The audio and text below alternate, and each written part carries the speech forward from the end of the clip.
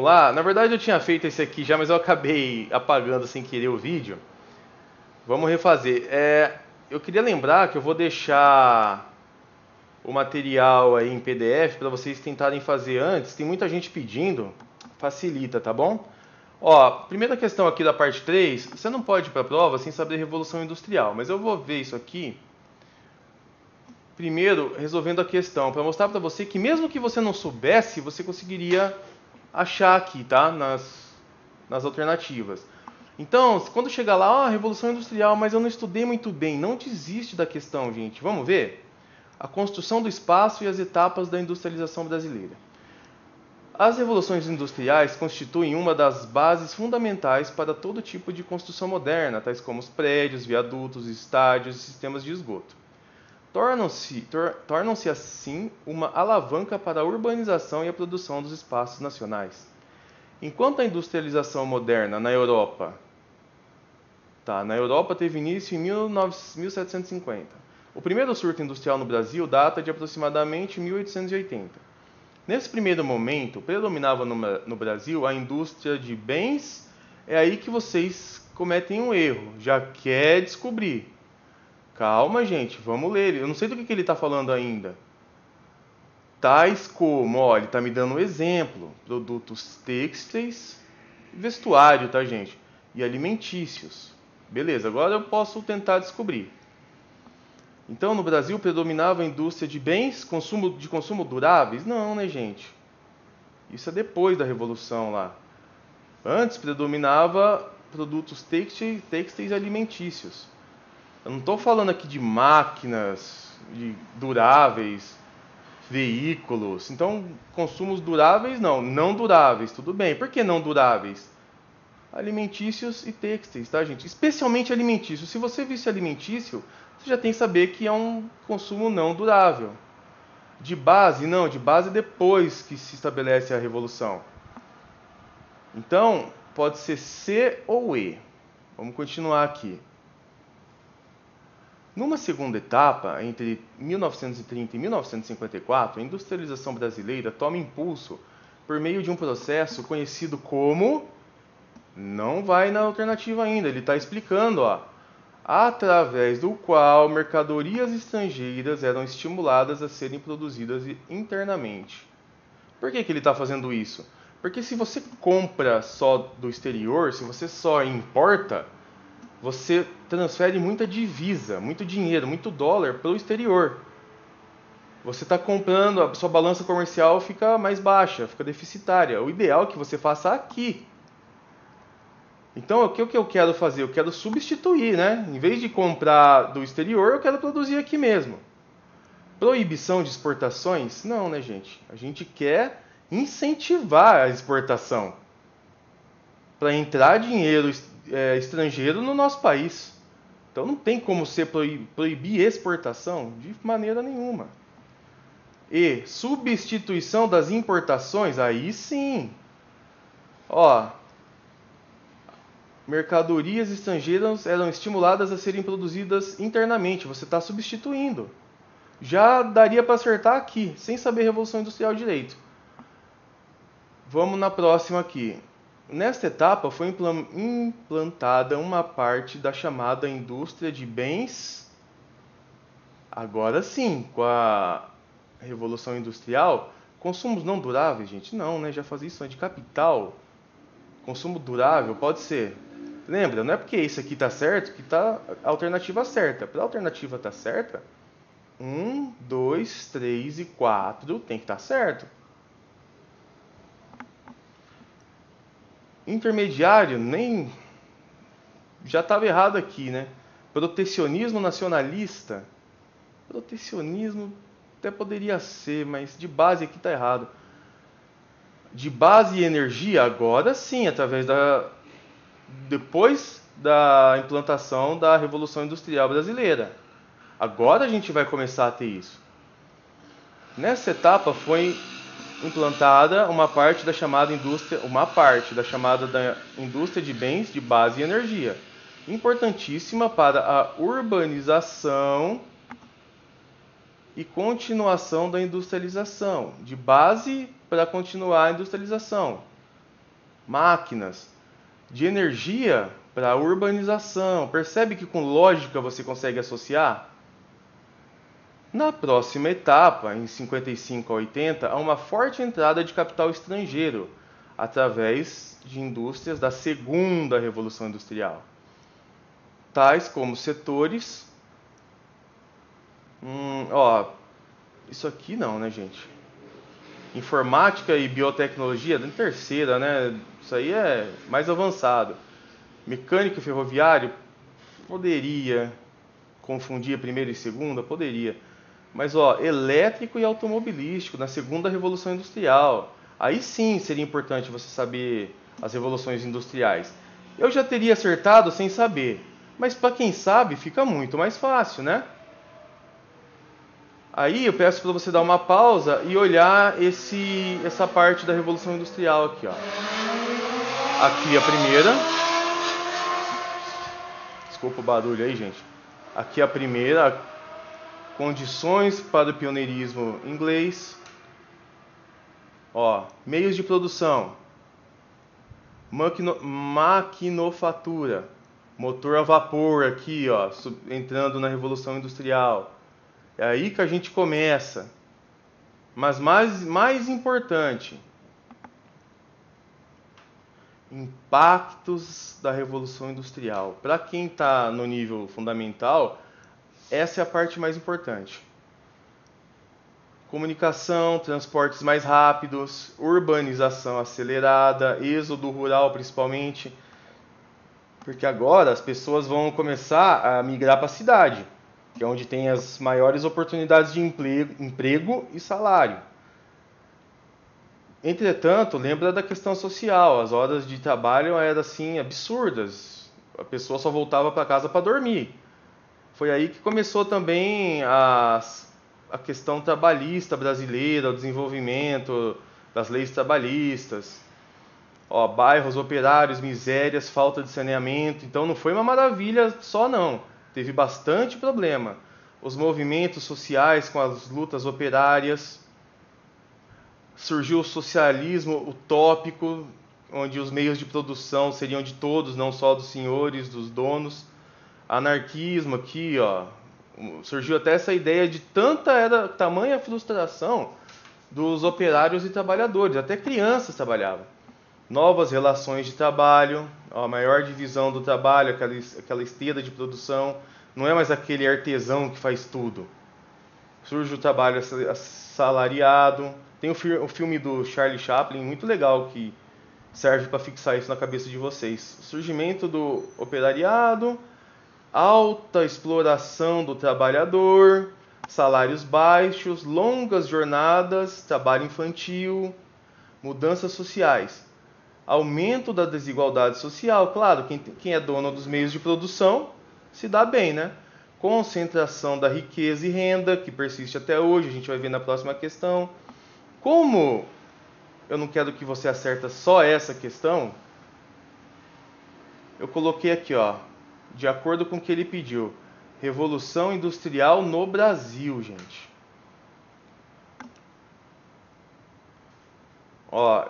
Dá um pause, dá uma lida aqui, Igual ele falou aqui, no texto, na Europa, 1750, no Brasil, 1880.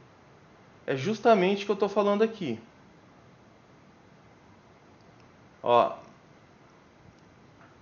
Acontecido de maneira mais tardia, gente. Essa caneta não ficou muito boa, peraí.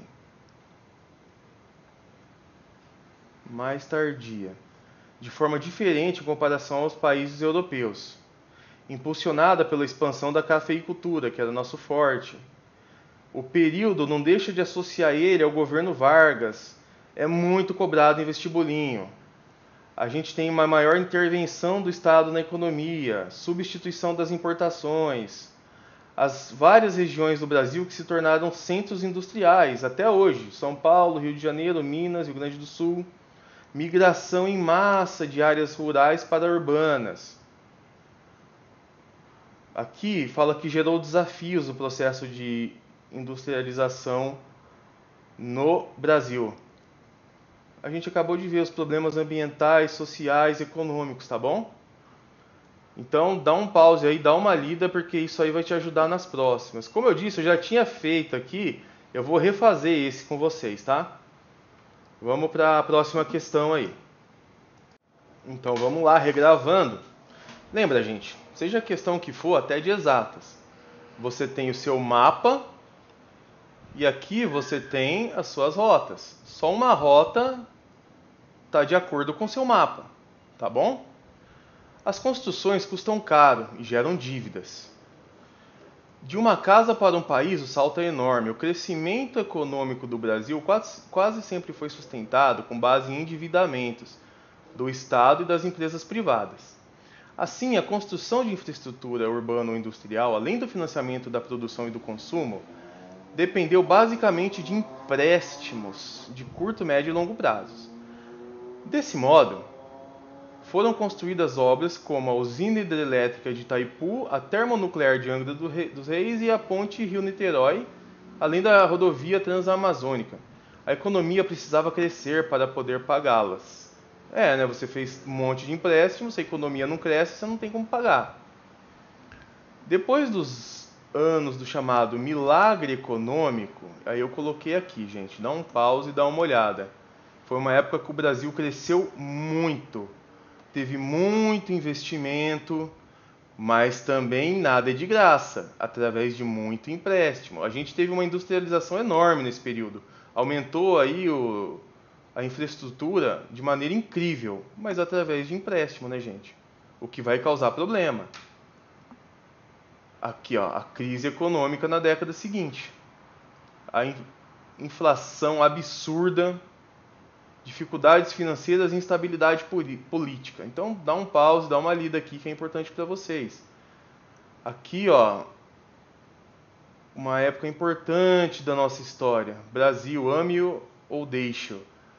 No sentido de ou você incentiva ou você é inimigo. Ninguém mais segura o Brasil. Por quê? O dinheiro estava entrando. O dinheiro entrando, a infraestrutura aumentando, a industrialização crescendo. A gente estava deixando de ser um país só agrário exportador. Mas vamos lá. Depois dos anos do chamado milagre econômico, em plena ditadura militar, outro assunto que você tem que estudar, a dívida que era de 5 bilhões de dólares, pulara, pretérito mais que perfeito, falou pulara, tinha pulado. Uma coisa que aconteceu antes de outra no passado. Então, estava na ditadura militar, a dívida que era de 5 bilhões pulou para 20 em 75. Na hiperinflação dos anos 80, a dívida chegou à casa dos 100 bilhões de dólares, alcançando 129 em 95. Percebe como está aumentando? Novos empréstimos pagavam os antigos empréstimos, numa bola de neve crescente. Hoje, a dívida externa está estimada em 200 bilhões. Em 2023 é mais ou menos 250 bilhões. Embora o país entre 240 e 250. Embora o país tenha crescido e criado na última década reservas internacionais positivas em torno de 240 bilhões, um fato considerável, o que não significa que superamos a má distribuição de renda. Um fato considerável. O que não significa que superamos a má distribuição de renda e a falta de cidadania para a maioria dos brasileiros. Aí o que interessa, né? Assinale a alternativa que contém uma conclusão válida sobre o texto.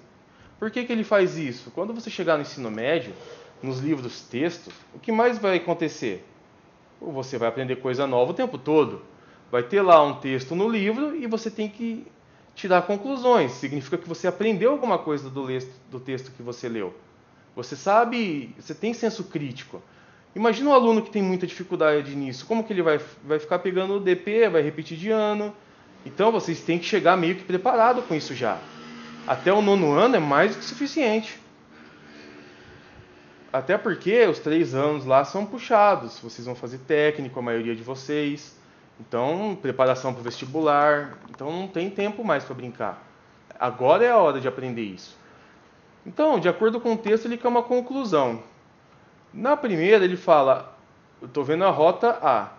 As dívidas do país foram crescendo até os anos 2000, momento em que há uma virada e uma retomada do antigo crescimento sem dívidas, gente. Olha no texto, hoje cerca de 200 bilhões. A dívida externa. Então, é sem dívidas? Não, né, gente? Essa rota não me serve. E como que eu sei? Com conhecimento de casa? Não, com o que a ITEC me passou. Conhecimento do texto. B, rota B. O Estado Nacional cresceu historicamente com base na hiperinflação e nos gastos com o setor de serviços. Cresceu historicamente com a grande quantidade de empréstimos, né? A hiperinflação vem mais na década de 80 como consequência dessa quantidade de empréstimo. E nos casos, deixa eu ver se ele fala aqui.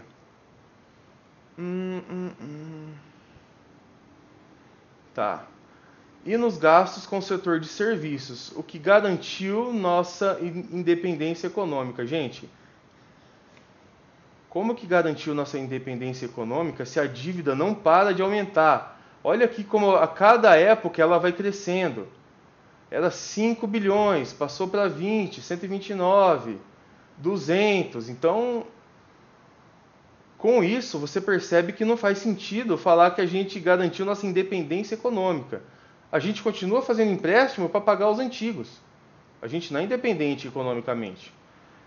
A gente pode ter lido aqui, tem reserva internacional de 240, mas você não pode usar simplesmente para pagar a dívida. E tudo que o Estado tem que suportar? Escola, saúde, hospitais, segurança, asfaltamento, programas sociais, tudo. Tudo é pago. Você não pode simplesmente pegar os 240 e gastar aqui. A gente vai protelando, pagando juros e uma parte da dívida. A ideia seria essa. Mas garantiu nossa independência econômica? De forma nenhuma. C, rota C. A economia nacional cresceu com base em dívidas. É exatamente o que o texto está falando. Mas não promoveu igualitariamente o desenvolvimento social e a melhoria de vida da população. Exato, é o que ele fala aqui, ó. Um fato considerável, tudo bem. A gente tem reserva internacional boa. O que não significa que superamos a má distribuição de renda e a falta de cidadania para a maioria dos brasileiros. Exatamente o que está falando a nossa Rota C. Não promoveu igualitariamente o desenvolvimento social e a melhoria de vida da população. Claro que não, teve uma má distribuição de renda e falta de cidadania para a maioria dos brasileiros. Exato. Percebe que eu achei aqui só com essa frase? O próprio texto aqui te deu a resposta? Vamos olhar agora as outras rotas.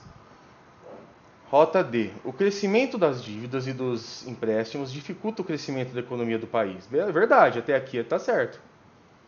Que se torna, assim, muito pouco industrializado? Não. O milagre econômico foi justamente o contrário, industrializou muito. E não desenvolvido, tudo bem. A gente é um país não desenvolvido mesmo. Pode-se falar subdesenvolvido. Mas é ainda controverso, porque a gente se desenvolveu muito nessa época. Agora, pouco industrializado, não.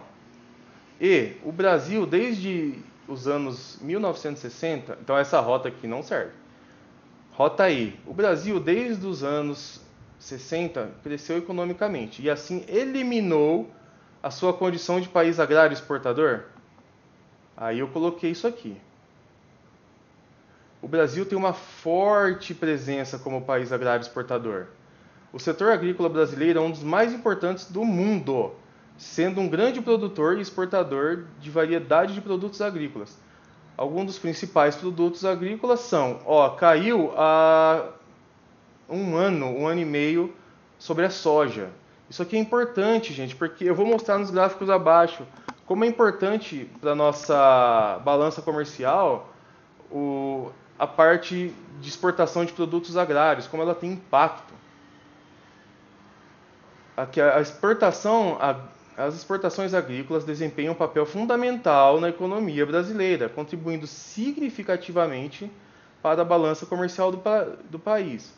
O Brasil é um dos principais fornecedores de alimentos e desempenha um papel crucial no mercado internacional de commodities agrícolas. Então, gente, a parte agrícola nossa aqui é importante demais e é todo ano. Então ela vai ser pedida mesmo, é uma parte assim relevante para o nosso país. Então eliminou a sua condição de país agrário exportador? Tá, não sei.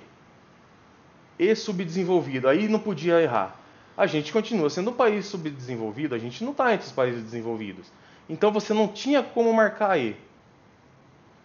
Realmente a nossa rota correta aqui é a C. Agora vamos ver um pouco aqui para preparar vocês para a prova. Tá arriscado porque eu tinha gravado, tá, gente? Perceba que o desempenho do Brasil aqui no PIB, Produto Interno Bruto, dos setores agropecuária, indústria e serviços. Ah, o que é isso, Léo? Você tem que saber. O que é o setor primário, setor secundário e setor terciário? Primário, agricultura, pecuária, extrativismo. Secundário, estou falando de indústria, e terciário, de comércio e serviços. Aqui um desenho para facilitar, gente. Tá bom? Vamos lá. Perceba que no nosso produto interno bruto, ó, vamos ver aqui. Fundação Getúlio Vargas, um estudo da FGV. Eu estou falando de 2022, 2023, tá? Então é atual. Olha a agropecuária. Cresceu 8%. Enquanto que, olha a indústria. Se manteve estável e serviços diminuiu. Percebe como o setor agropecuário é importante? Aqui eu comentei sobre os ganhos de produção, ó, a variação de 2010 a 2022.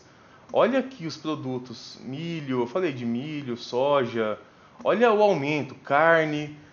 Em relação à carne, gente, olha, o Brasil responde por 25% das exportações do mundo. Aqui a verde eu estou falando de frango, a azul bovina e a laranja suína. Olha aqui a legenda do gráfico. Perceba o aumento aqui, ó. Mas mais importante, perceba que todos têm uma tendência de crescimento. Então, o Brasil é um grande exportador de carnes.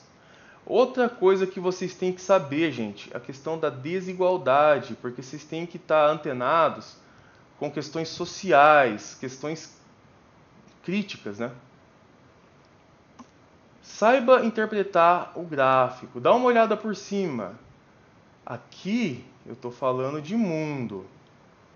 Desse lado, opa, tá dividido aqui, ó. Desse lado eu estou falando do mundo, desse lado eu estou falando do Brasil. Percebe, ó? Mundo, Brasil. Mas a questão da desigualdade é bem parecida, ó, no mundo.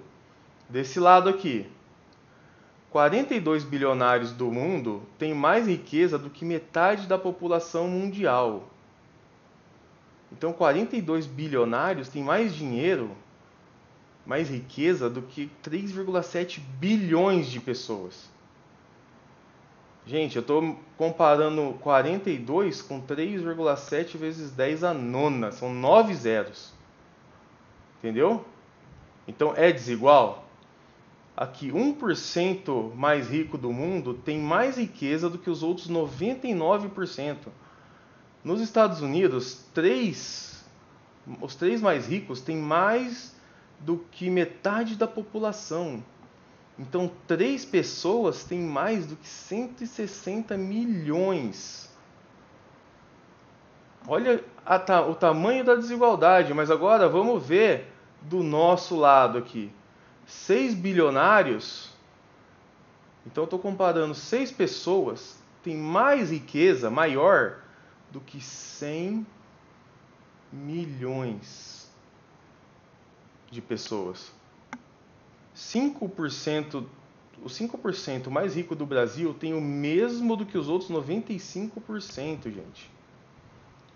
Olha aqui, um trabalhador que recebe um salário mínimo precisa trabalhar 19 anos sem gastar nada para ganhar o que ganha o 0,1% mais rico ganha no mês. Então esse cara que ganha um salário mínimo tem que trabalhar 19 anos para ganhar o mesmo que o mais rico ganha em um mês, gente.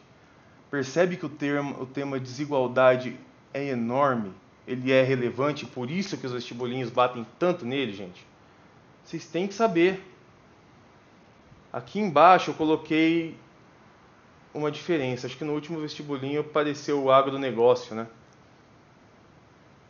Apesar de parecer sinônimos, são conceitos diferentes. O cultivo agrícola, agricultura, e a criação de animais, pecuária, compõem a agropecuária. Já o agronegócio abrange toda a cadeia produtiva da agricultura e da pecuária. Então você pega aqui o agronegócio englobando tudo. A palavra diz negócio, é um negócio, ele visa lucro, tá? Não esqueçam disso. Aqui eu coloquei um entendendo melhor para descrever para vocês aqui a parte no que se divide a agropecuária, tá? Agricultura, pecuária, silvicultura, exploração vegetal e pesca. Aqui eu descrevi para você um pouco do que é agricultura, pecuária, tô falando de bovino, suíno, silvicultura, aqui ó, lenha, madeira, pesca é mais fácil, né? E aqui mais uma vez a diferença entre agropecuária e agronegócio. A gente fala do conceito aqui do agronegócio, o conceito engloba toda a cadeia produtiva. Antes da porteira, dentro e depois. O que isso quer dizer? Antes da porteira, produção e fornecimento de insumos e máquinas e equipamentos e serviços especializados. Justamente porque é um negócio, você quer otimizar o lucro. Dentro da porteira, preparo e manejo do solo, tratos culturais, irrigação, colheita e criação dos animais. Depois da porteira, transporte, armazenagem, industrialização, distribuição e, o mais importante para eles, comercialização, né? Que é onde você lucra. Então, agora você sabe o que é o agronegócio e a diferença de agronegócio e agropecuária, tá bom? Vamos para o próximo aqui, ó. Ele é um gráfico. Tem que saber interpretar gráfico, gente. Eu já tinha feito, eu vou riscar de novo, tá?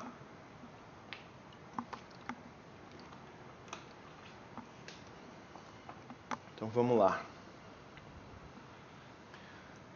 Esquece a resposta, vamos descobrir ela juntos, tá? De novo. Porque infelizmente eu apaguei lá, mas não tem problema. Isso aqui é importantíssimo pra gente. Vamos fazer juntinho aqui, ó. Ele dá um texto aqui em cima falando uma introdução. Aí vamos para onde interessa. Os gráficos do IBGE a seguir mostram o custo médio do metro quadrado construído de setembro de 2009 a fevereiro de 2010. Não importa o período, tá, gente? O importante da questão é saber analisar e interpretar gráfico, é tirar a informação dele. Ele está falando do custo médio quadrado nos dois aqui, percebe? Entretanto, um deles eu estou falando em reais. No outro eu estou falando de percentual, porcentagem. Tá bom? Aí ele vem com aquela famosa frase, com base nos dados apresentados, com base no texto. O que eu posso afirmar? O que essa frase quer dizer? Interpreta o texto. Ou interpreta a charge. Ou interpreta os gráficos. É nosso mapa, seja lá o que for, um texto, um gráfico, uma charge. São nossas rotas aqui embaixo, as alternativas. Só uma vai estar certo. Vamos olhar. Rota A. A maior variação percentual... Opa, falou percentual. Qual gráfico eu vou olhar? Percentual. Eu olho esse gráfico aqui. A maior variação percentual ocorreu no mês de janeiro de 2010. Janeiro de 2010... Não, é 0,42. Olha antes aqui, ó. Em dezembro foi 0,54. Aí você pode... A questão não foi tão legal, porque poderia ser em relação a... Ó, porque daqui para cá, vamos ver. De novembro para dezembro. Você percebe que teve uma grande variação? 54 menos 33 vai dar 0,21%. Daqui para cá, 54 menos 42 dá 0,12%.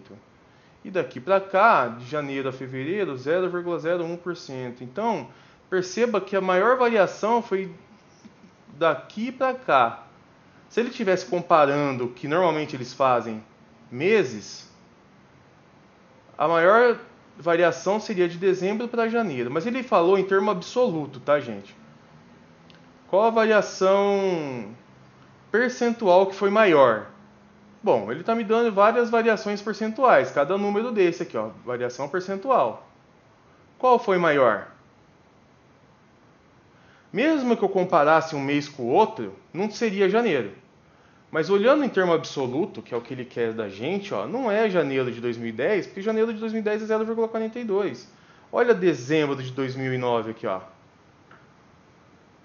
Então, a maior variação foi em dezembro de 2009, não em janeiro. Tá bom? Rota A não pode ser. Rota B, em dezembro de 2009, tá, eu vou olhar dezembro, mas em qual gráfico? Ou eu vou olhar aqui ou eu vou olhar aqui. O custo do metro quadrado foi de 712... Opa, ele não está falando percentual. Ele está falando em reais. Ó, reais. Então eu vou olhar qual gráfico? Esse. Em que lugar eu vou olhar? Dezembro de 2009. O valor é 716,34. Então não é 712. Então essa rota não me serve. Está errado. Beleza. Rota C. No mês em que a variação percentual foi 0,43, eu estou falando de variação percentual. Então eu vou olhar este gráfico. Em que mês que foi 0,43? Bom, 0,20, 0,33, aqui ó, 0,43. Que mês foi isso? Fevereiro. O custo do metro quadrado foi de... ele está falando para eu associar agora. Bom, primeiramente, a variação percentual de 0,43 foi em fevereiro. Agora ele está perguntando em dinheiro, então eu vou ter que olhar para esse gráfico depois. Vamos olhar lá para ele? No mês de 0,43 é o mês de fevereiro, então eu vou olhar fevereiro. Quanto que foi a variação aqui, ó? Não, 722,47. Não foi 719. Então está errada essa rota aqui. Não me serve. Rota D de dado. No mês em que o custo médio do metro quadrado foi 700... Perceba que agora ele está pedindo para você olhar em dois gráficos. Aqui foi só em um, a rota A e B. Quando você tiver que chutar, chuta que é mais elaborada, tá? Aqui ele só pediu uma rota. C, D já está pedindo duas. No mês em que o custo do metro quadrado foi 719,37. Então eu vou olhar custo real. Não é real? Que mês que foi 719,37? Ó, janeiro, né? Ó. Houve uma variação percentual de 0,42. Agora ele está pedindo para eu consultar o percentual. Em janeiro, vamos olhar. Ó, 0,42. Achamos. Essa é a rota correta que levou ao ouro aqui, ó. Resposta alternativa letra D. Percebe como não é difícil interpretar gráfico? Vamos para a rota E, né? Vamos confirmar. A gente está na prova, a gente está receoso, a gente quer conferir. E de setembro de 2009 a fevereiro de 2010, então ele está falando todo o período aqui. A variação percentual do custo médio percentual. Então eu vou olhar aqui. Do custo médio do metro quadrado foi sempre crescente. Vamos ver? Cresceu aqui, ó, 0,2 para 0,33, né? Cresceu. Opa, mas 0,33 manteve, né? Aqui não cresceu. Então sempre cresceu? Não. De outubro para novembro se manteve estável, 0,33. Beleza, aqui cresceu, né? Mas ele usou a palavra sempre. Ó, aqui diminuiu, ó. 0,54 para 0,42. Diminuiu. Então não dá para falar. Tem dois lugares no gráfico que não cresceram. De janeiro para fevereiro, tudo bem. Cresceu pouco, mas cresceu. Agora, de outubro para novembro e de dezembro para janeiro, não cresceu. Então eu não posso falar sempre cresceu. Essa rota não me serve. Resposta realmente letra D. Então vamos lá, gente. Tem que saber interpretar gráfico. Percebe que não é nada do outro mundo? É só você pegar suas rotas e consultar o seu mapa. Só isso, gente. Vamos para a próxima questão aí. Continuando, próxima questão. De novo, eles tentam sempre abrir seus olhos para questões ambientais ou sociais. Aí vem aqui. No mundo, cerca de 1 bilhão de pessoas moram em situações inadequadas. No Brasil, uma pesquisa do Ministério das Cidades afirma que 12,4 milhões de brasileiros moram em assentamentos precários, que incluem favelas e cortiços. Atualmente, uma das soluções políticas mais comuns para esse problema tem sido a chamada urbanização de favelas. Aí eu coloquei aqui, gente, para vocês se prepararem aí, dá um pause, dá uma lida aí, tá? Sobre o que é essa urbanização de favelas. Sempre tem em mente quando você vai estudar duas coisas. Isso é para a vida, tá, gente? Para a vida de vocês. Causa,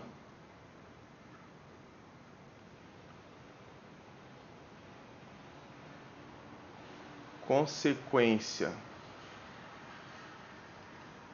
E quando eu falar de questões sociais ou ambientais, uma terceira coisa. Possível solução.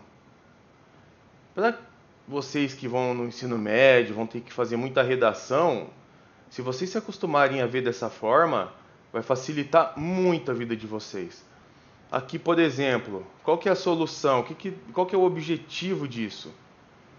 Reduzir desigualdades. Por isso que a gente está urbanizando as favelas, para ter mais saneamento básico, para que eles tenham acesso a serviços que a maioria do povo nas cidades tem. Condições mínimas de existência que às vezes a gente nem percebe que tem, né, gente? Porque faz parte do nosso dia a dia, mas não quer dizer que é comum. Aí o que interessa pra gente? Ó, antes, só olha a diferença, né? Como é muito mais limpo, organizado. Isso é só um exemplo. Mas eu estou aqui na prova, Léo. O que eu tenho que saber? Vamos lá. Avalie se são apropriadas. Ó, avalie se são apropriadas as seguintes propostas para a urbanização das favelas. Ele quer saber se você consegue identificar aqui, ó, quais desses itens são coisas razoáveis para você melhorar a questão do pessoal da favela, dos cortiços e a situação precária deles. Ele mencionou aqui que existe a urbanização das favelas, então você tem que ter isso em mente quando você for olhar aqui, ó. Tá bom? Vamos ver a primeira aqui, ó.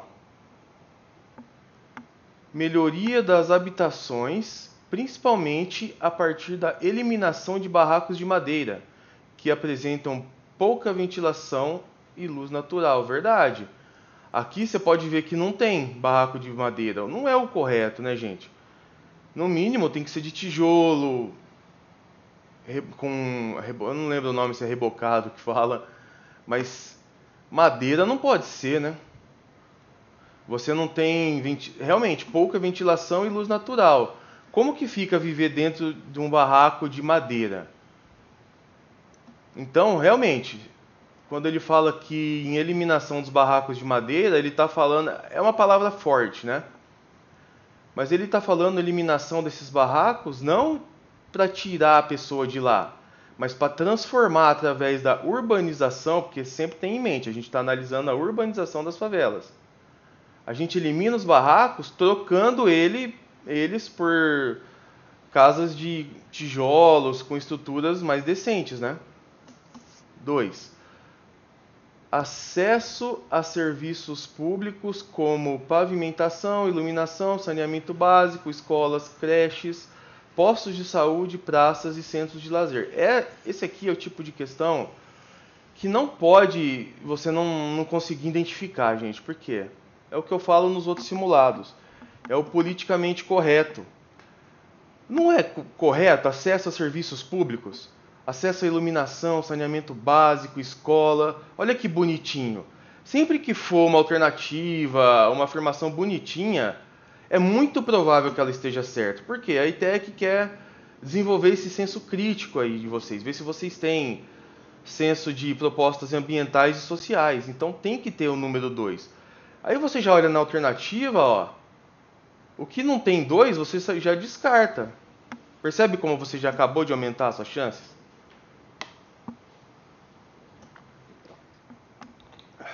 Então vamos lá. A 2 com certeza é, né? Eu não tirei a 1 ainda porque essa palavra eliminação ela é geralmente muito forte. Então, tô lá na prova, tô nervoso, tô com dúvida, eu não vou tirar ainda. Agora a 2 não, ela é muito politicamente correta. 3. Regularização fundiária dos imóveis, para que a população não seja transferida para lugares longínquos e desprovidos de serviços básicos.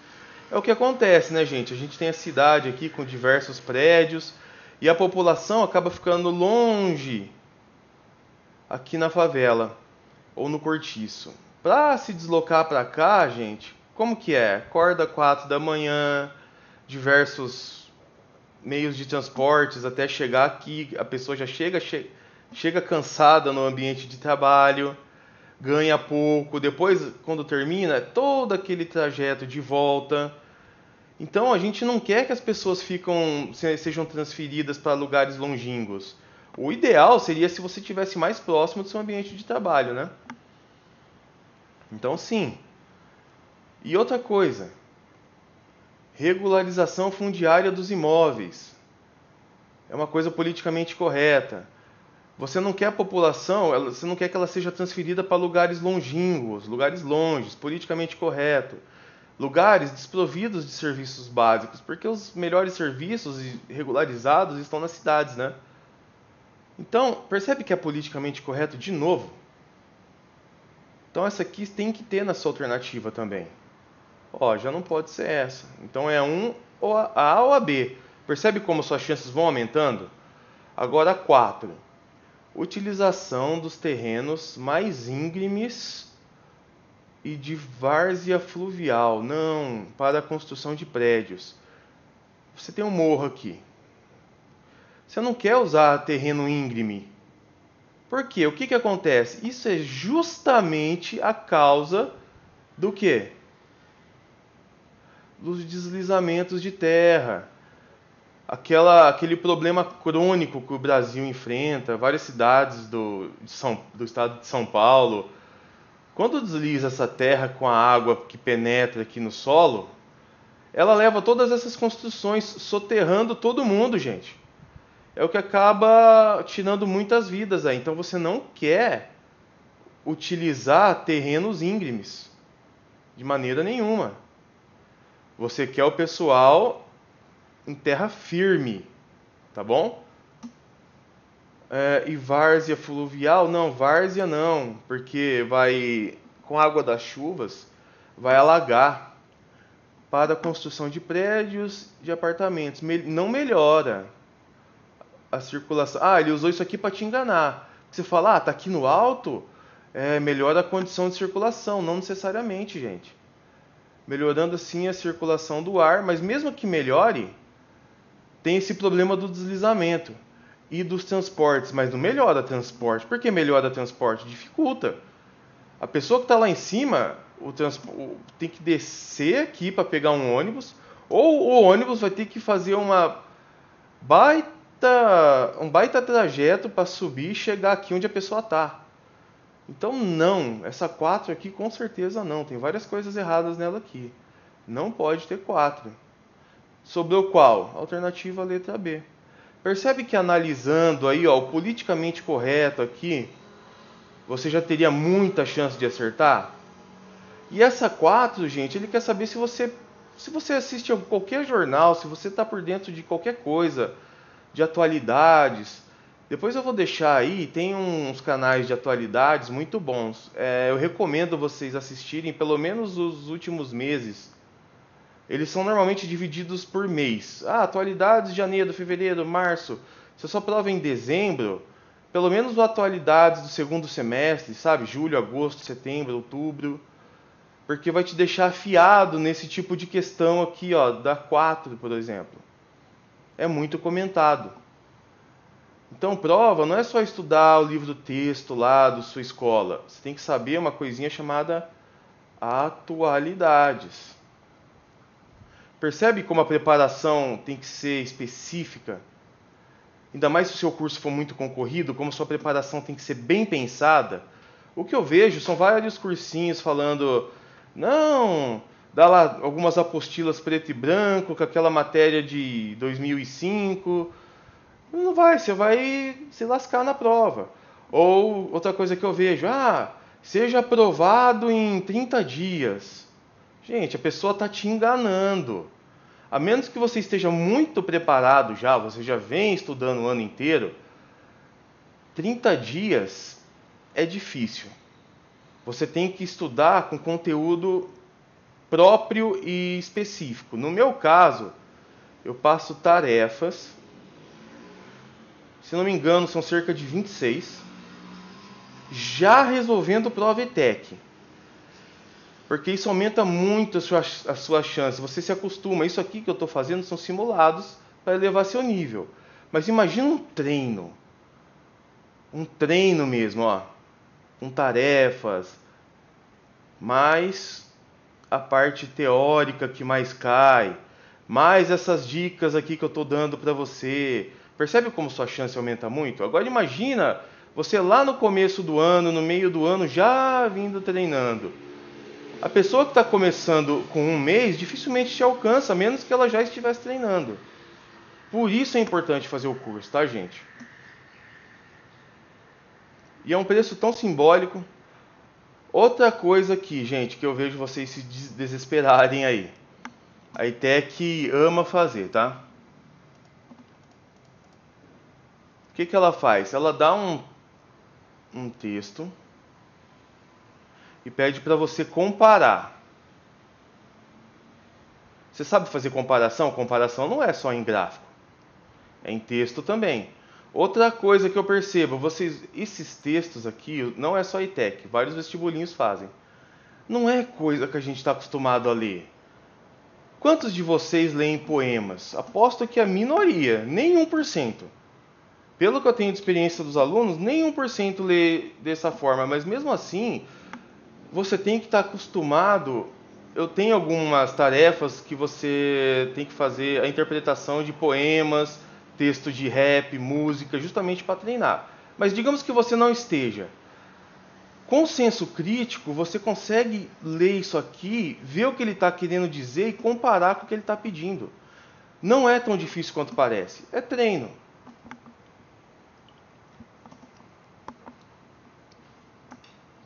Vamos tentar? Vocês vão ver que, com um pouco de senso crítico, lembra, ele sempre quer que você tenha senso crítico. Dá para a gente fazer. Leia o texto. Olha, a maior parte da ITEC é texto. No Brasil, as grandes metrópoles promovem e concentram as mais variadas e ousadas construções, verdade. No entanto, lá, uma adversativa aqui, ó. Não são todos os cidadãos que se beneficiam das riquezas trazidas por essas transformações. O que ele está fazendo com você aqui, gente? O que eu falo que a ITEC faz? A ITEC adora questões sociais e ambientais. Ela quer saber se você tem senso crítico, se você está antenado com as questões, se você não está alienado no mundo que você vive. Vamos lá. Agora, identifique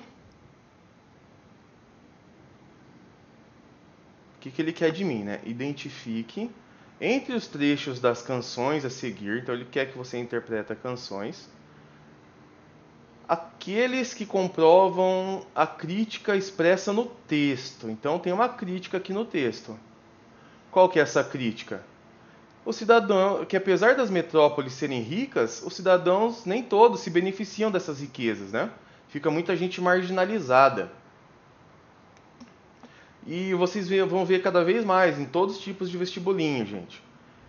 Interpretação de canção, não é só canção popular, rap, por quê? Ele tá te trazendo as questões que ele quer que você discuta, mas de uma forma atual. Principalmente por isso eles usam esse tipo de coisa. Eles usam o mundo dos alunos, mais ou menos a idade de vocês, aí entre 13, 14 anos até 17 anos. Eles usam essa ferramenta para chamar a atenção para questões sociais e ambientais. Tá bom? Vamos lá. Trecho 1. Então o que eu quero ver? Essa crítica aqui. Qual que é? Que apesar das metrópoles serem ricas, nem todos se beneficiam. Então tem gente marginalizada, tem gente excluída. Trecho 1. Ergueu no patamar 4 paredes mágicas, tijolo com tijolo num deserto lógico. Seus olhos embotados de cimento e tráfego. Seus olhos embotados de cimento e tráfego. Então é um trabalhador, né, gente? Sentou para descansar como se fosse um príncipe. Sentou para descansar como se fosse um príncipe. Então ele estava trabalhando muito e foi descansar. Comeu feijão com arroz como se fosse o máximo. Olha só. Comeu feijão com arroz como se fosse o máximo. O que quer dizer isso? Nem mistura o rapaz tem. Então é uma pessoa simples, né? Desprovida de recursos. Bebeu e soluçou como se fosse máquina. Tudo bem. O que ele está querendo dizer aqui? É uma pessoa simples e trabalhadora. É uma pessoa que está usufruindo das riquezas da metrópole? Não. Perceba que se encaixa aqui, ó, na minha crítica, das pessoas que não se beneficiam dessa riqueza toda que as metrópoles têm. Então esse texto, sim, ele faz sentido com a minha crítica lá desse aqui, ó, do meu texto inicial. 2. Era uma casa velha, um palacete assombrado. Foi aqui, seu moço, que eu, Mato Grosso e o Joca... Perceba que o jeito que ele fala, casa velha, foi aqui, seu moço, de novo. Parece uma pessoa simples, mas isso por si só não é suficiente. Que eu, Mato Grosso e o Joca construímos nossa maloca, agora sim. É uma pessoa simples mesmo. Construímos nossa maloca. Mas um dia, nós nem pode se lembrar, veio os homens com as ferramentas e mandou derrubar. Mais uma vez, uma pessoa simples que não está aproveitando da riqueza da cidade, tá? Ele construiu uma maloca para ele e ainda foi mandado derrubar. Então tem tudo a ver com a minha crítica. Trecho 3. Então até agora, o que eu posso descartar aqui? Bom, tem que ter 1 e 2, não pode ter só 1. Não pode ter só 3. Bom, 1 e 2 pode, não, tem que ter 1.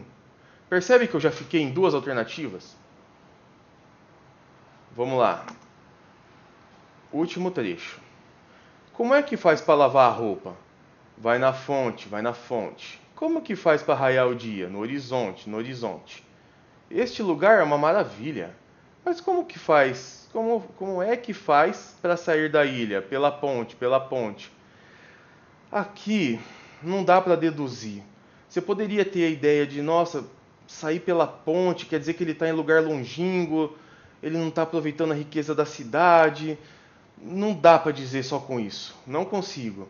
Aqui é só um trecho de uma pessoa que está comentando sobre lavar roupa indo na fonte, raiar o dia olhando no horizonte, onde o sol nasce.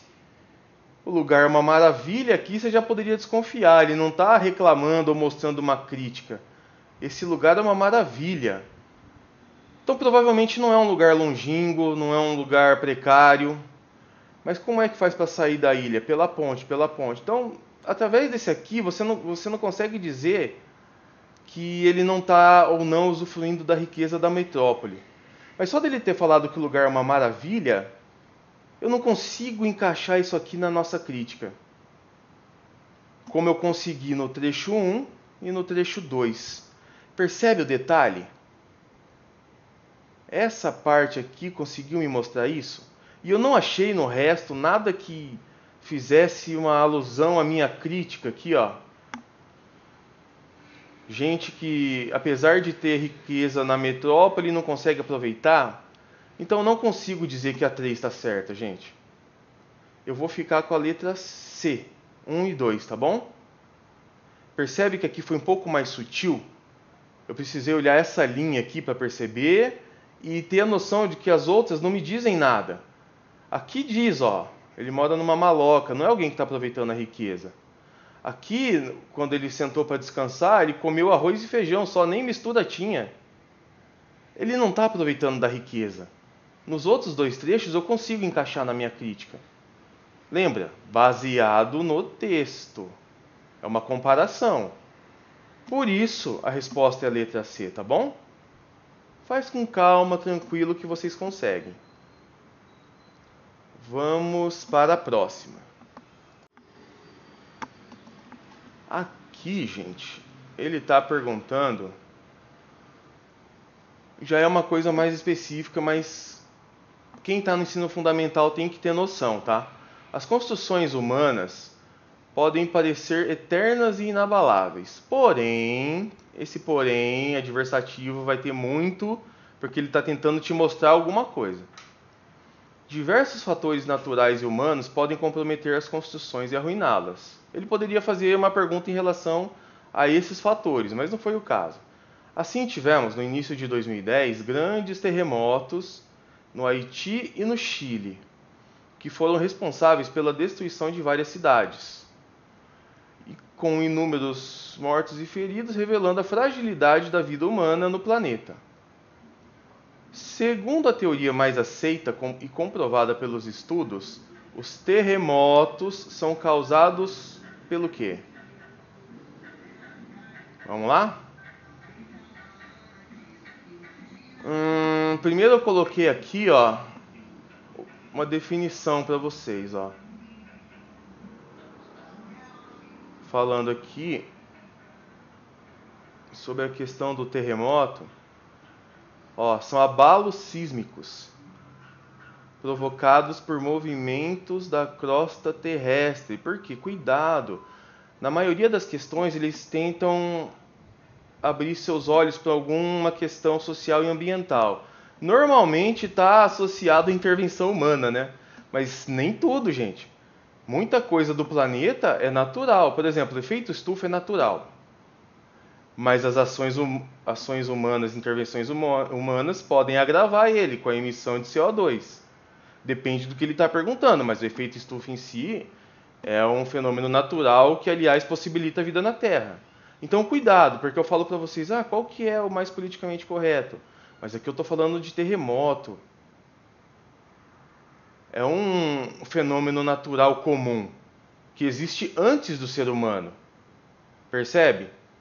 Então não dá para você jogar tudo na conta do homem. Então há agravamento das condições ambientais devido a intervenções humanas. Já tinha terremoto bem antes do humano. B. Dinâmica climática global deteriorada pelo efeito estufa. A dinâmica climática global realmente é deteriorada pelo efeito estufa por ele ser aumentado através da ação do homem, que utiliza CO2. Mas a pergunta é isso? O que é a pergunta? O que é seu mapa? O que causa os terremotos? Cuidado. A B tá certo, mas se a pergunta fosse outra. O efeito estufa não tem a ver com terremoto necessariamente, né? C. Efeito dos vulcões e tsunamis no relevo terrestre. Atividade vulcânica pode estar associada sim. Mas os tsunamis, gente... O que o tsunami... Quando mexe a placa tectônica, pode gerar o tsunami. Mas é o movimento da placa tectônica que gera o tsunami. E não o tsunami que gera o movimento da placa tectônica. Não é ele que causa o terremoto. Ele é a consequência, não a causa. Não pode ser assim. Aí, gente, dá uma parada e dá uma lida aqui, porque eu trouxe para vocês. Eu já vi pedir em vestibulinhos os nomes aqui, e os motivos das causas, como pediu agora do terremoto. Dá uma lida aí, dá uma pause.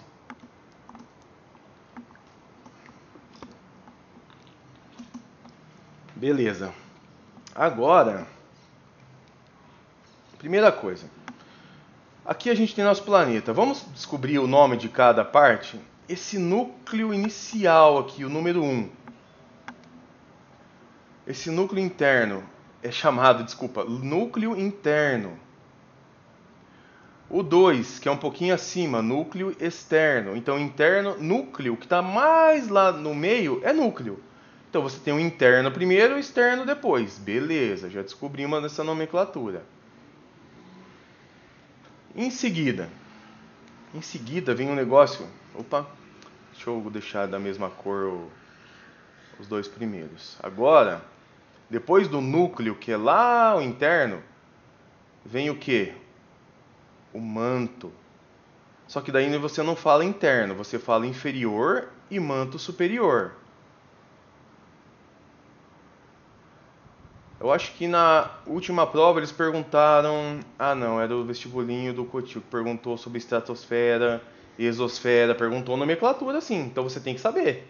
Porque isso aqui é o básico, né, gente? Não está perguntando, se quisesse aprofundar, isso aqui é muito mais informação.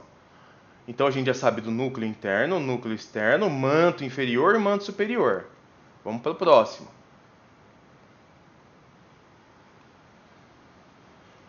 Mais perto da gente, a gente tem a litosfera e a crosta terrestre. Tá bom?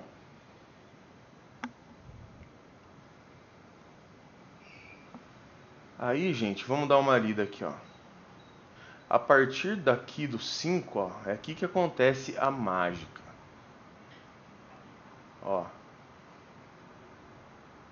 Ele chama o 2, essa parte um pouquinho abaixo, igual eu falei, se você quiser ir mais profundo, dá para subdividir aqui embaixo da litosfera a astenosfera, mas aí você já não precisa saber, tá? Mas é aqui que acontece a questão da movimentação das placas. O que ele fala para a gente? Durante a navegação das placas tectônicas, ou seja, o movimento delas pela astenosfera e a interação entre essas placas, diversos tipos de movimento podem ocorrer. A gente tem 3 tipos, gente. Convergente, quando uma vai de encontro para a outra. Transformante, quando uma vem para cá e a outra vai para lá, no sentido de ir em sentidos opostos, de forma paralela, tá? Ó, uma vem para cá, outra vai para lá. Mas tem aquela que já está junta e se afasta. A que faz esse sentido aqui, ó, para cá e para lá, a gente chama de transformante. A que se separa, elas divergem, então a gente chama de divergente. Preciso saber esses nomes? Não necessariamente. Ele não vai cobrar esse nome diretamente. É só para você entender onde que está acontecendo e os tipos que tem. São só 3 tipos. Convergente, transformante e divergente. Aqui tem uma explicação mais detalhada, tá, gente? Então é o movimento dessas placas que ocasionam o terremoto. Não é isso que a gente quer saber? O movimento das placas, a dinâmica delas. Quem estuda física sabe, dinâmica, movimento delas. Os terremotos são causados pelos movimentos das placas tectônicas. Aqui, ó. Mapa das placas tectônicas. Para nossa sorte, a gente não está aqui em nenhuma divisa de placa tectônica. Então a gente não sente tão drasticamente quando tem um terremoto. Aqui, perto do Chile, já é diferente. Às vezes, dependendo da força que for aqui, a gente sente um impacto mesmo no Brasil. Mas percebe que não é... A gente está bem no meinho aqui. É um bom lugar para a questão de terremoto, né? Olha aqui na Ásia como é que já é. Principalmente Japão sofre muito com isso, né? Isso aqui, gente, é para te dar uma noção, tá? Você tem que ter noção das principais placas. Não tem que saber os nomes delas. Isso aí é para vestibular. Mas para vocês, você tem que ter noção. Tem que ter visto que existe. Você tem que saber que essas placas se movem, aliás, o tempo todo. Mas quando elas convergem, se tocam, quando elas fazem essa fricção transformante, ou quando elas estão juntas e divergem, a gente tem a movimentação das placas que ocasionam o terremoto, que era a nossa questão. Na ele fala de movimento de translação da Terra. Não, gente, não. A gente está falando na própria Terra aqui. A questão das placas. Tá? Não confunde com o movimento de translação e rotação da Terra, não. Então, beleza. Agora você tem uma boa noção aí de terremotos, placas tectônicas. De novo, isso é... O ideal é que vocês tenham visto isso em diversas aulas lá no ensino fundamental. Mas com isso que eu ensinei aqui, vocês já conseguem se defender nas questões ETEC, tá? Vamos para a última dessa parte 3 do nosso simulado aqui. Aqui, gente, ele está pedindo uma coisa chamada trigonometria. Eu espero que a maioria de vocês já tenham certa familiaridade, mas se não tiver, eu vou fazer aquela mini revisão aqui com vocês, que é suficiente para acertar as questões. Vamos lá, ter condições de acessibilidade, olha lá, questão social, mesmo em matemática, e espaços e equipamentos urbanos é um direito de todo cidadão. Tem, inclusive, a lei dos deficientes físicos, que detalha muito bem isso. É uma questão importante. A construção de rampas nas estradas, nas entradas de edifícios que apresentam escadas garante acessibilidade, principalmente às pessoas com deficiência física ou com mobilidade reduzida. Mobilidade reduzida, gente, seria uma mulher grávida, um obeso mórbido, alguém que fraturou algum membro, então é temporário.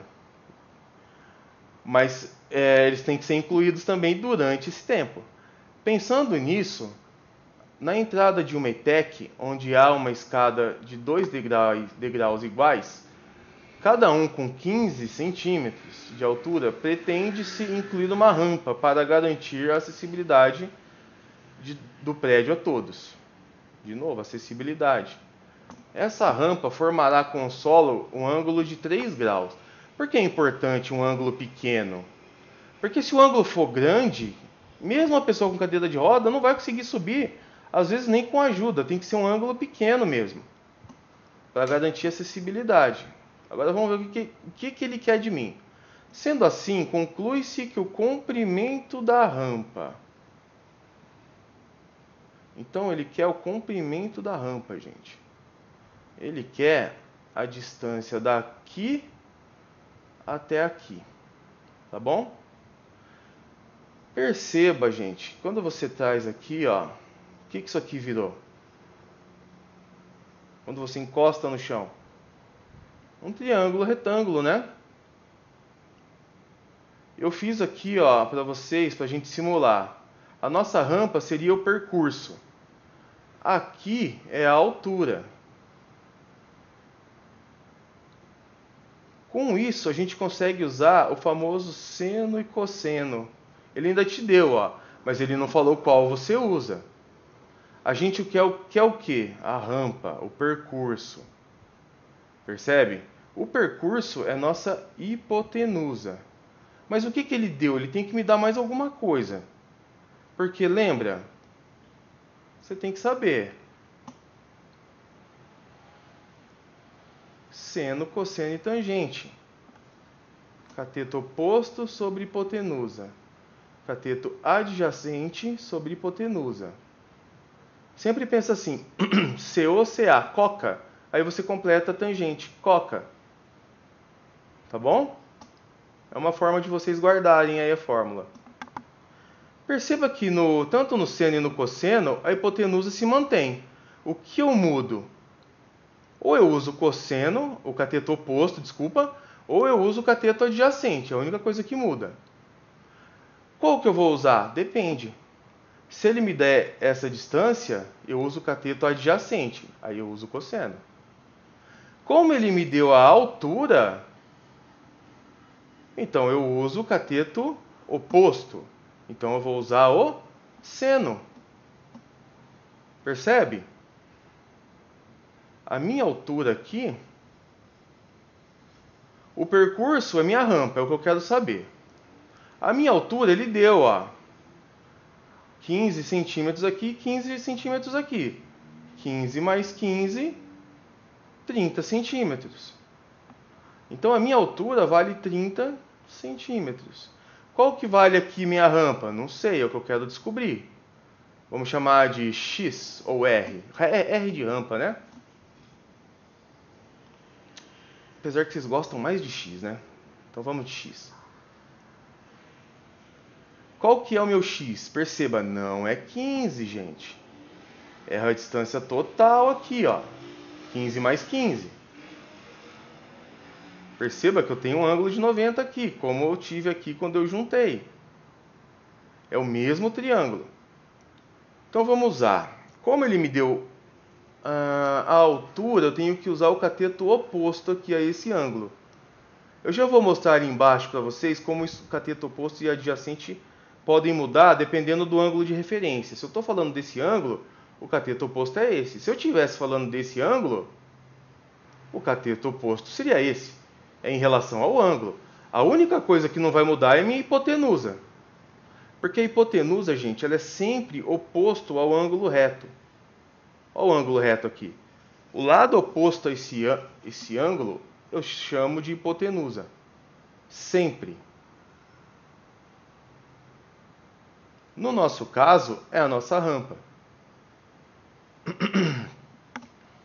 Então vamos lá.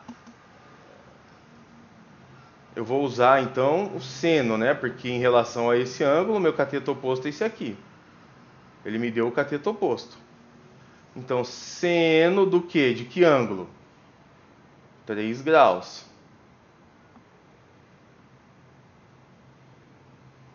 É igual. Qual que é a fórmula? Cateto oposto sobre hipotenusa. Beleza? Quanto vale o seno de 3 graus? Ele me deu aqui, ó.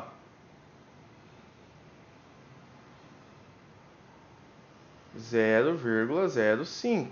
Quanto vale o cateto oposto? Eu chamei duas coisas de x, né, gente? Bom, cateto oposto vale 30 graus, é a altura aqui. Ó, a nossa altura. 30 graus não, 30 centímetros.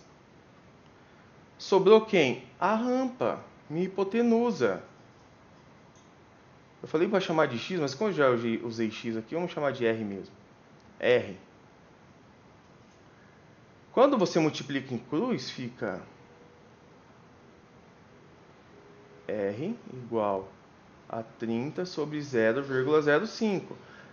Lembra que eu falei de notação científica? Você consegue perceber que tem duas casas depois da vírgula. 10 a menos 2. Quando eu tenho 1 sobre 10 a menos 2, ele vai virar 10 a 2 quando eu jogar ele para o numerador. Lembra que 10 a menos 1 é igual a 1 sobre 10? Você inverte? É a mesma coisa. Quando o menos está aqui, para você inverter, aqui vai ficar mais. Por quê? Se você fosse ver, ficaria 1 sobre 1 sobre 10. Por que ficaria 1 sobre 1 sobre 10? Porque 10 a menos 1 é igual a 1 sobre 10. Então, 10 a menos 1 é igual a 1 sobre 10. Você mantém o numerador, multiplica pelo inverso do denominador. Por isso que vira 10. Tá bom? Isso aqui é só uma revisão rápida, eu já falei no simulado, e nesse mesmo, sobre isso. Por que é interessante eu saber isso? Porque agora, gente, vamos jogar aqui, ó. Tá? Continuar aqui. R igual, bom, dá para cortar aqui dividindo por 5, dá 6. Aqui dá 1.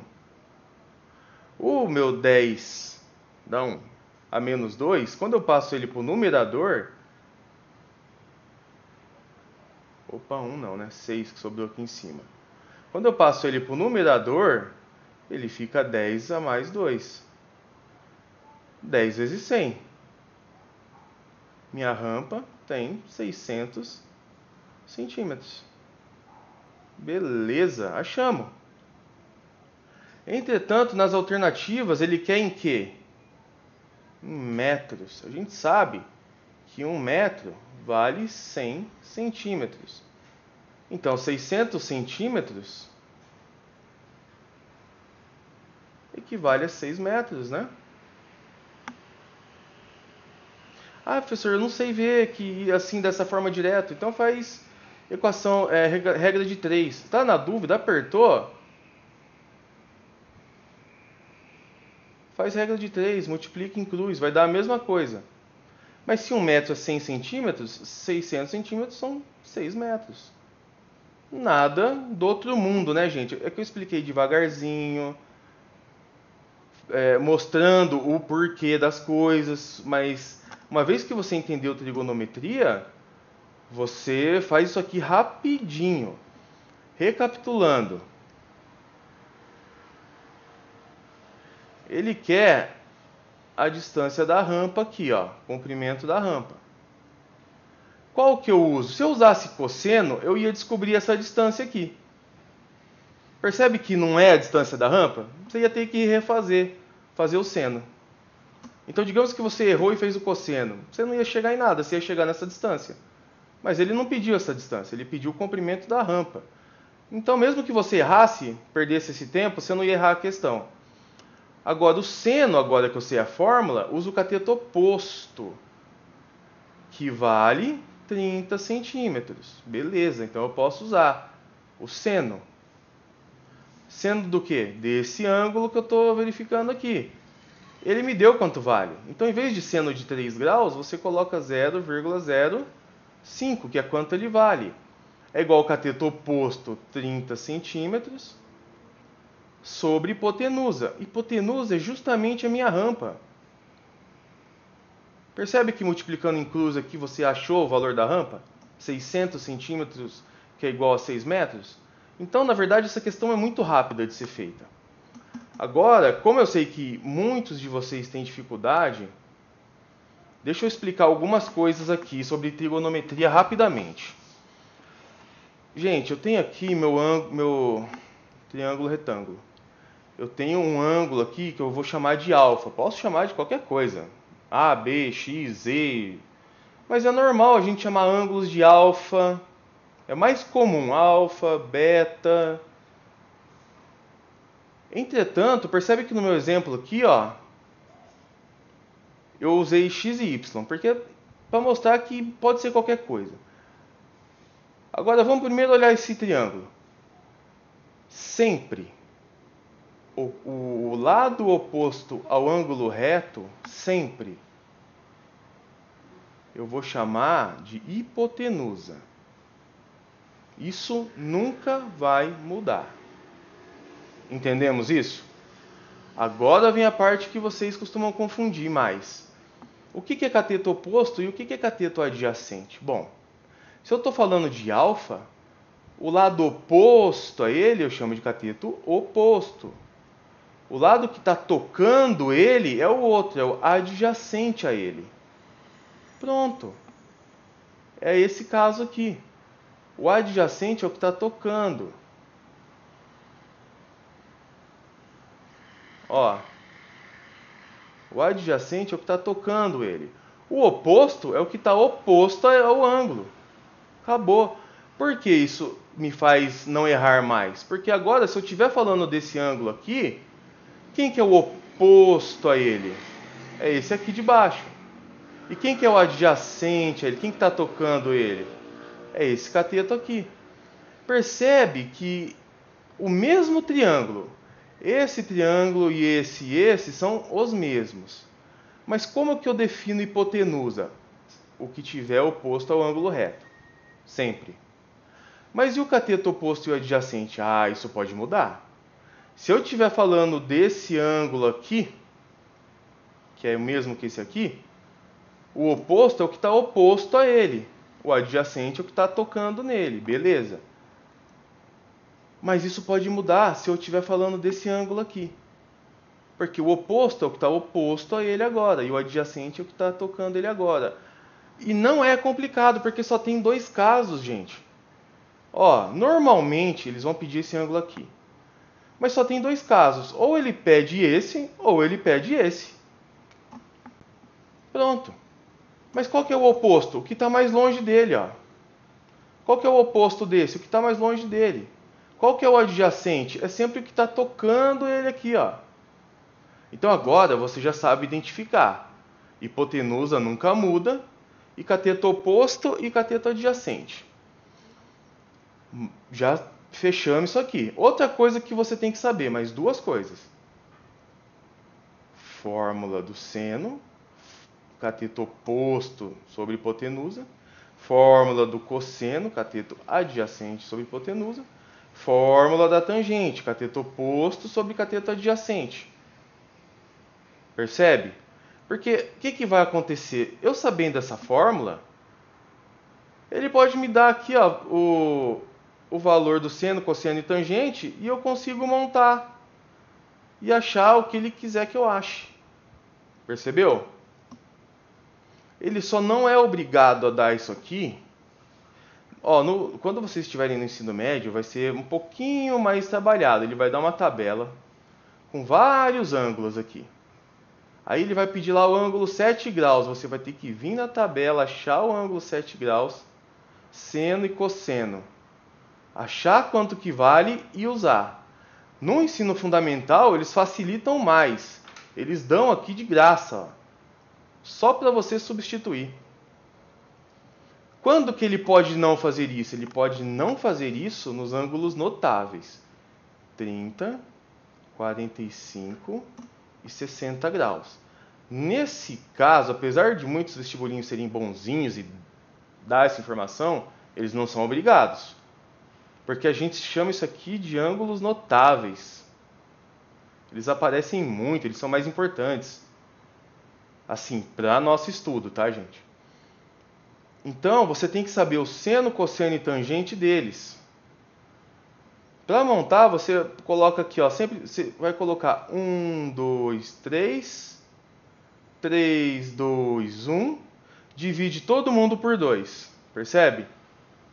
E coloca raiz em todo mundo. O que é 1, você não precisa colocar raiz, porque raiz de 1 é 1. Então, como que eu montei? Eu comecei no 30, 1, 2, 3, 3, 2, 1.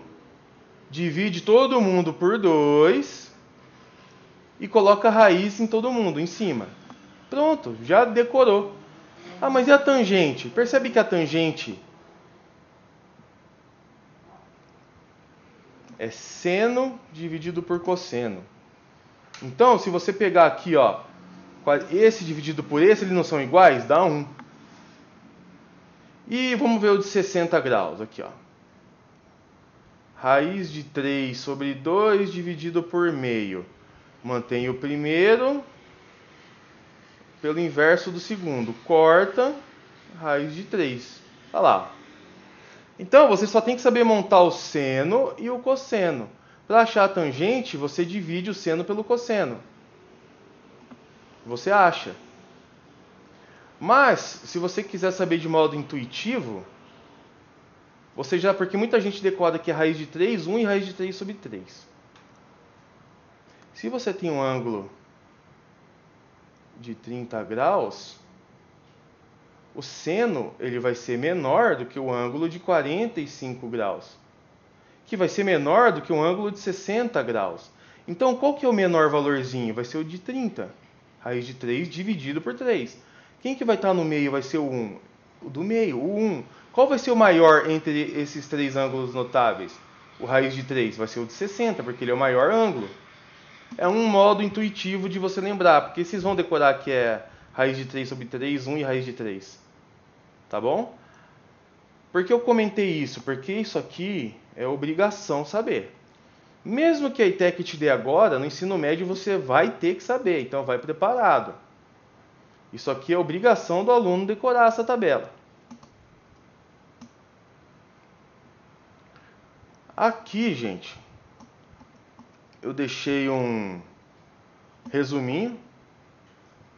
Só lembrando vocês, ó. A hipotenusa não muda de posição, mas os catetos estão condicionados aos ângulos de referência. Então, se eu estou falando desse ângulo, o cateto oposto, esse cateto chama de oposto. Se eu estou falando desse ângulo, esse cateto vai ser o adjacente. Nada mais que isso. É só um resuminho, tá bom? Dá um pause aí. E eu deixei para vocês treinarem aqui. É um triângulo retângulo é um triângulo retângulo em ambos os casos. Você vai ter que lembrar lá, né, que ó, ele não deu de graça, ele falou x. Como que você acha o x? Pitágoras. Dá para eu ir para a prova sem saber Pitágoras? De jeito nenhum. Pitágoras nada mais é que a hipotenusa ao quadrado sendo igual, ó, hipotenusa ao quadrado igual a um dos lados ao quadrado, um cateto ao quadrado, mais o outro cateto ao quadrado. Fazendo isso, você descobre a hipotenusa. Ó, ele descobriu aqui, vale 34, raiz de 34. Beleza? Porque eles podem querer dificultar. Em vez de dar a trigonometria exata, igual a gente fez agora, seno, cosseno e tangente, ele pode não te dar um desses lados, falar que vale x. E você descobre, através de Pitágoras, que vale aqui 10, aqui raiz de 34. Ah, mas raiz de 34? Tudo bem, nem sempre precisa ser exato. Usou Pitágoras? Agora você usa o que a gente acabou de aprender. Seno, cosseno e tangente. Aqui no exercício está pedindo para você descobrir os três. Tanto em relação a alfa, quanto em relação a beta. Tá bom? Você vai ver que o cateto oposto e o adjacente, ele muda de nome dependendo do ângulo de referência, mas a hipotenusa se mantém igual. Isso aqui é só para vocês treinarem e fixarem o que eu acabei de falar, tá bom? Bora para a parte 4 do nosso simulado agora. Espero que vocês estejam gostando. Para ajudar o canal, gente, dá um like aí, não custa nada, um clique, compartilha, tá bom? E para quem tem dificuldade de matemática, dá uma olhada aí no... Eu coloquei as últimas tendências da ITEC, um curso aí bem baratinho com as principais questões, tá? E eu estou atualizando elas, então tem bastante questão para você treinar por R$19, que na verdade a Hotmart tira 7, então eu fico com 13. É mais para dar um incentivo, tá, gente? Eu recomendo fortemente, porque não imagina você ficar por causa de um pontinho. E o que eu vejo muito acontecer nos comentários, então vamos reforçar aí. Um abraço e vamos agora para a parte 4, né? Até mais, gente!